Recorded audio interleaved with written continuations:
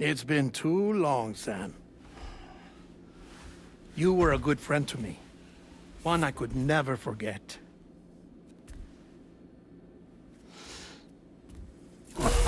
Which is why I took steps to ensure that this message would only play upon your arrival. The sensors were set to scan for your biometric data. A simple enough trick.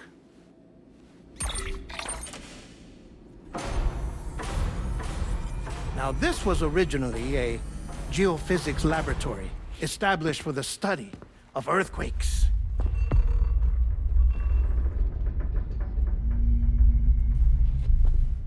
And for that reason, it holds a wealth of documentation on gatequakes, tar currents, and placates. As well, I discovered, as research data on the other side.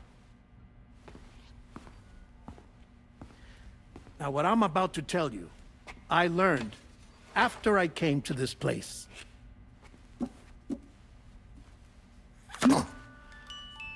Imagine that this is the lab.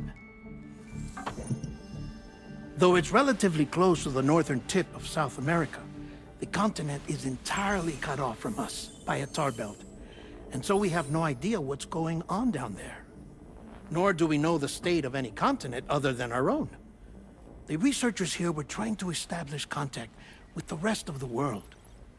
They were well equipped to do so, as the facility had once been used to launch research satellites.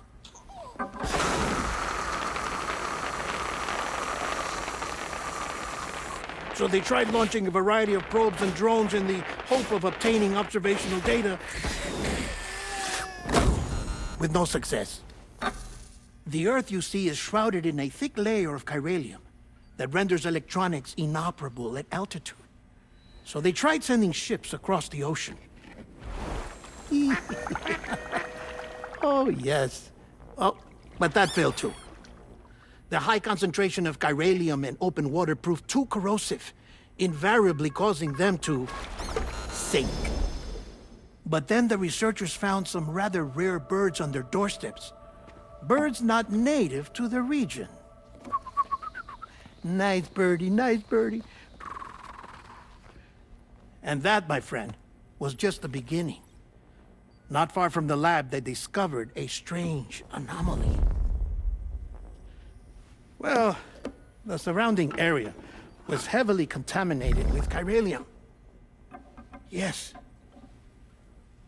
This is beautiful. The researchers would later dub the anomaly a placate. But further investigation revealed that it came into existence when you began to expand the chiral network across North America, and that the gate grew larger in tandem with the network itself. What started as a tiny fissure in space became so much more. The researchers duly installed cameras to study the gate and its surrounding area. Now, to their surprise, they caught footage of some unusual marsupials. Yes, a kind you wouldn't expect to normally encounter in Central America, like the birds. But to confirm their suspicions, they sent an autonomous robot through the gate. The soil samples it collected were consistent with the archived geological data from the southern hemisphere.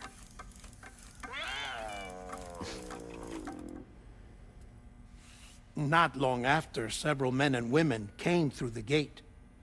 They spoke English, and they confirmed that they had indeed come from faraway Australia. We finally knew the world outside North and Central America had survived.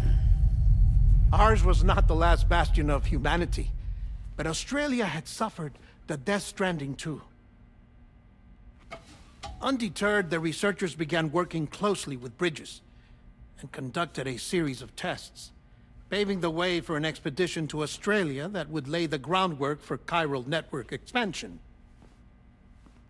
After they had first installed surveillance equipment, that is, so that the gate could be monitored from the Mexican side, a necessity to this day as Australia is not yet connected to the chiral network. The UCA may not have dreams of conquest and control, but they aren't about to let just anyone use the gate. Indeed, that's one of the reasons they were so determined to connect Australia to the network in the first place. Well, I suppose that's all I have to say about the plate gate. There's something else that I need to tell you, though. Something far more important. Mind if I pause it here? I have to go take a shower. Gatequake detected. Sam, a gigantic BT just showed up outside. We're prepping weapons for you now. Access the terminal up top and take whatever you need. We're counting on you.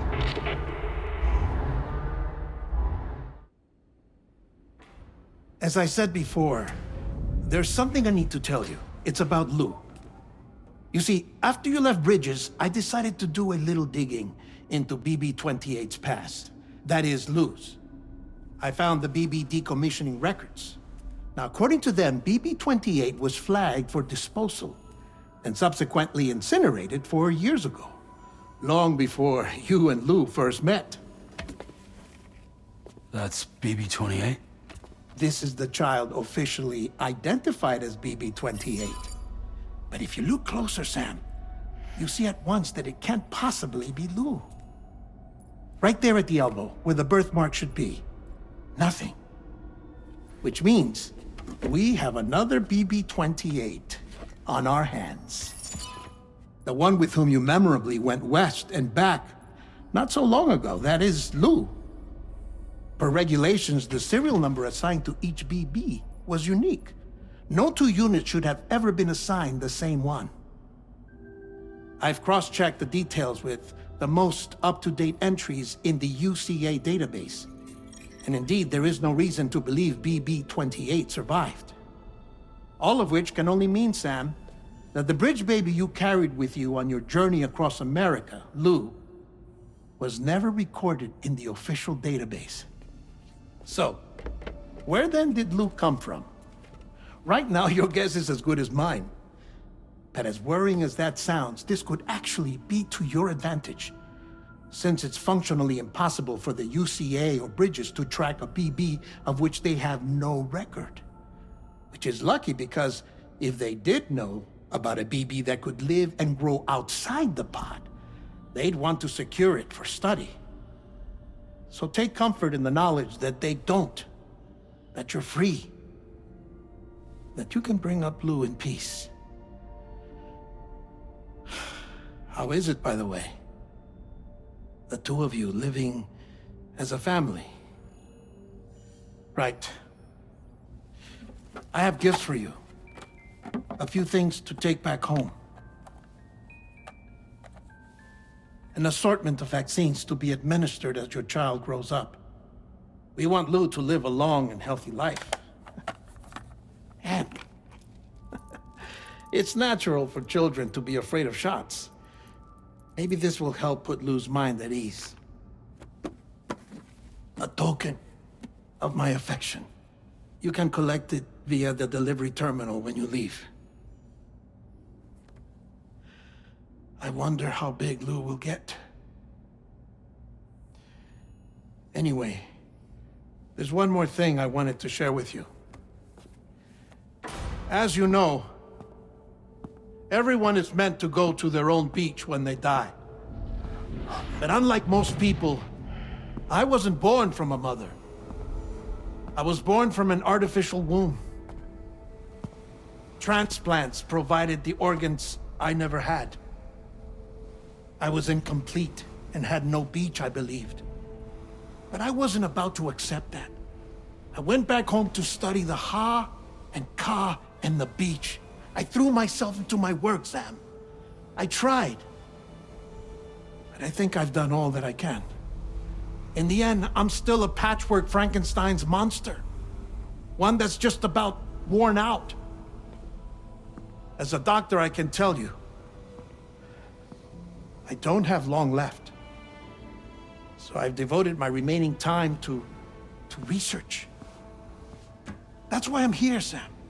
Where I can focus on the beach. There's so much data here, Sam. on beach formation, jumping via beaches, the relationship between the beach and plategates. All the evidence you could ever wish for. Not enough to solve every mystery, perhaps, but enough for me to make an incredible personal discovery that I have a beach after all. It doesn't matter how I was born. I have lived as a human. And thus do I possess a beach like any other. I am not a machine, but a person with a ha and a ka and a beach to go with them.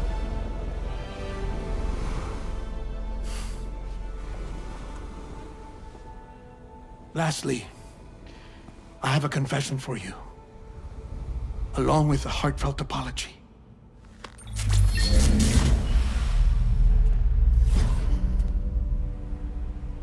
I told you once that I didn't have dooms. But that's not actually true. Not that I was lying, you understand. I just didn't know. It was only after I found my beach that I realized. Chiral allergic reaction. I can feel it getting closer. I'm off to the beach, Sam. To my beach. Take care of yourself.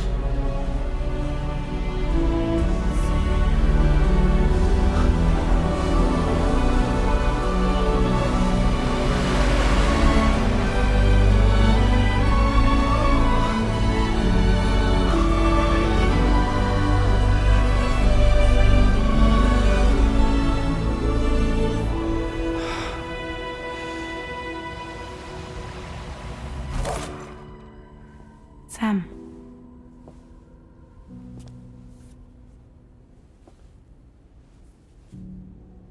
Did you know about this? No. It's news to me, too. I'm sorry that Deadman is gone. But he would have been pleased that you managed to extend the UCA network all the way to his lab. Thank you, Sam.